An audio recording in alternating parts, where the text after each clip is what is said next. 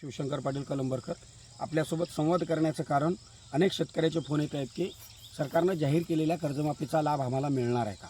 मग सरकारनं जाहीर केलेल्या कर्जमाफीचा लाभ कुणाला मिळणार आहे ते सरकारनं घातलेल्या ज्या अटी आहेत त्याच्यामधल्या या अटीत जो बसेल त्यालाच मिळणार आहे। त्याच्यातली पहिली अट मी समजून सांगतो, ज्या शेतकऱ्याकडील दिनांक 1/4/19 ते दिनांक 31/3/2025 पर्यंत उचल केलेल्या अल्पमुदत पीक कर्जाची दिनांक 31/9/25 अखेर थकीत असलेली व दिनांक 31/3/2026 अखेर परतफेड न झालेली एक किंवा अनेक बँकेकडील सर्व कर्ज खात्यावरील एकत्रित थकबाकीची मुद्दल व व्याजासह अधिकतम रक्कम 2 लाखापर्यंत आहे अशा शेतकऱ्यांची त्यांच्या कर्ज खात्यातली 2 लाखापर्यंतची कर्जमुक्तीचा लाभ देण्यात येईल। ही पहिली अट आहे। अटी अनेक आहेत, ही पहिलीच अट समजून सांगत असताना मी सांगतो तुम्हाला 1/4/19 ते 31/3/25 पर्यंत ज्यांनी कर्ज उचललेलं आहे त्यांनाच लाभ मिळेल। 19च्या अगोदर जर कोणी उचललं असेल तर त्यांना सुद्धा लाभ मिळणार नाही। म्हणजे अगोदरच्या ज्या कर्जमाफी झाल्या आणि ज्यांना मिळाली नाही त्यांना सुद्धा या कर्जमाफीमध्ये नाही।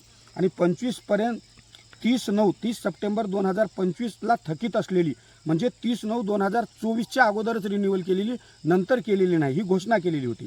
मग जर 30 सप्टेंबर 2025ला थकीतचं कर्जमाफ जाहीर केलेलं होतं तर सगळ्यात माझा आक्षेप असलेला मुद्दा हा आहे की त्याच्यानंतर 31/3/2026 पर्यंत अखेर परतफेड न झालेली म्हणजे ही अट जे टाकलं की 30 सप्टेंबर 2025च्या नंतर 31/3/2026 अखेर ज्यांनी रिन्युअल केलं त्यांना हे लाभ मिळणार नाही।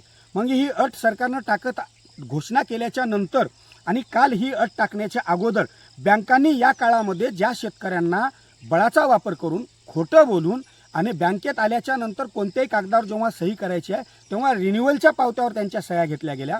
होल्ड काढायला जेव्हा शेतकरी गेले तेव्हा खोटं बोलून त्यांना रिन्युअलच्या पावत्यावर सह्या घेतल्या गेल्या, त्याचे पुरावे आमच्याकडे आहेत। मग हा प्रकार बँकेकडून जे केला गेला रिन्युअल करण्याचा, मग सरकारनं बँकेला असं सांगितलंच होतं का की तुम्ही कशाही पद्धतीचा वापर करा आणि लोकांचे खाते रिन्युअल करा।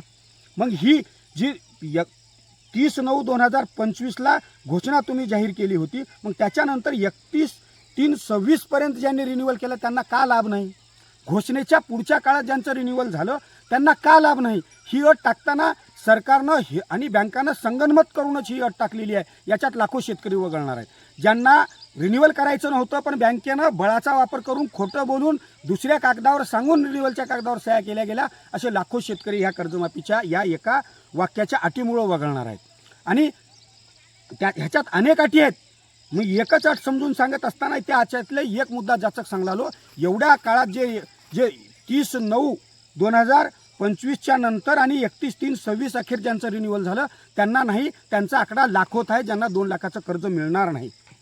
मग 19च्या अगोदरच्या नाही मिळणार नाही। त्याच्यातली दुसरी जी अट होती ती अशी आहे की 26 पर्यंत परतफेड न झालेल्या एक किंवा कर्ज खात्याची थकबाकीची विचारात घेऊन प्रति शेतकरी म्हणजे एका शेतकऱ्याला देईल।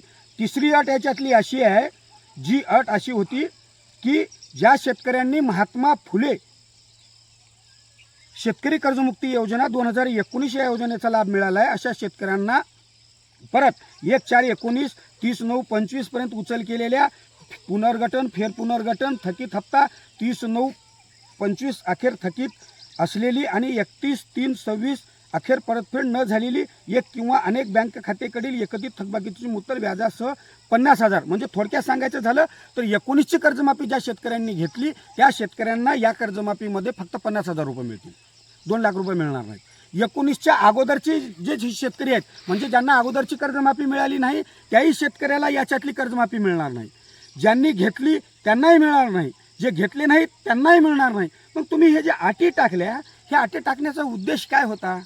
शेतकऱ्यांना कर्जमाफीचा लाभ द्यायचा होता की अशी कोणती अट आहे ज्याच्यात जास्तीत जास्त शेतकरी वगळले जातील शोधून त्या अटी लावून शेतकरी गाळल्या? मला तर म्हणायचं आहे ही 2 लाखाची कर्जमाफी नाही, ही 50,000चीच कर्जमाफी आहे।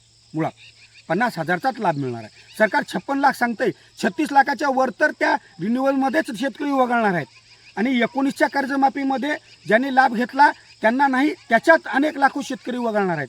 मग किती शेतकऱ्यांना 2 लाखापर्यंतची कर्जमाफी मिळणार आहे? फक्त 50,000चीच कर्जमाफी मिळणार आहे।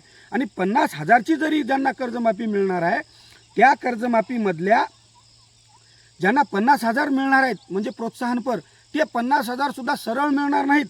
ते 50,000 कसे मिळणार आहेत त्याच्यामधली एक अट आहे, मी शेवट पूर्ण न समजून सांगतो। थकीत असलेली 50,000वरील संपूर्ण थकबाकी बँकेमध्ये जमा केल्यानंतर त्यांना 50,000 रुपये प्रति शेतकरी कर्जमुक्तीचा एक वेळ समझोता लाभ देण्यात येईल. म्हणजे हे जे 50,000च्या वरची रक्कम जी आहे ती रक्कम भरल्याच्या नंतरच त्या शेतकऱ्यांना हे प्रोत्साहनपर 50,000 मिळणार आहेत. मग ज्यांनी रिन्युअल केले त्यांना सुद्धा हे जे पैसे भरावे लागणार आहेत. मला सांगायचं काय, 50,000चा लाभ द्यायचा तर त्याच्या वरची रक्कम भरावं लागणार आहे. म्हणजे ही कर्जवसुली आहे, ही कर्जमाफी नाही, कर्जमुक्ती तर स्वप्नातही नाही.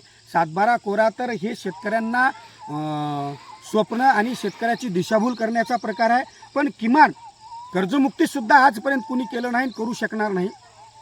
कर्जमाफी या अगोदर झालेली आहे, यावेळेस होईल वाटलं होतं, पण ही कर्जमाफी नाही. हा GR वाटल्याच्या नंतर याच्यात अजून अनेक अटी आहेत असं वाटतं. ही कर्जमाफी नाही तर ही कर्जवसुली आहे.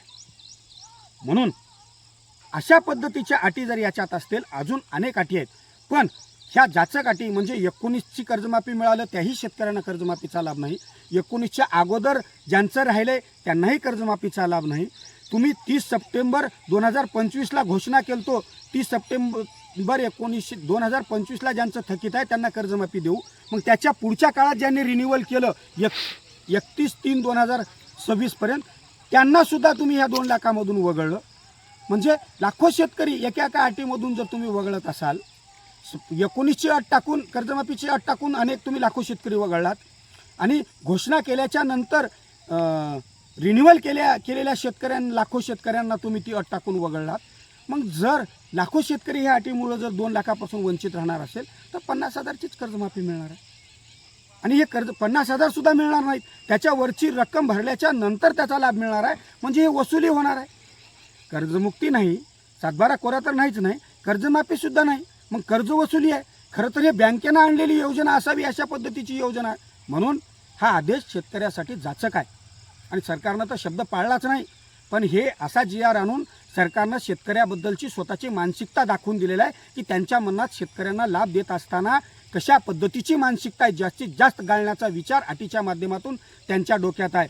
आणि अशा पद्धतीचा जो GR आहे तो GR प्रत्येक शेतकऱ्यासाठी जाचक आहे. म्हणून भविष्यात हा GR जर शेतकऱ्यानं परत नाही घेतला आणि 2 लाखाचीच तुम्ही कर्जमाफी करा, 2 लाखाचीच अट टाका आणि सगळ्यांना द्या.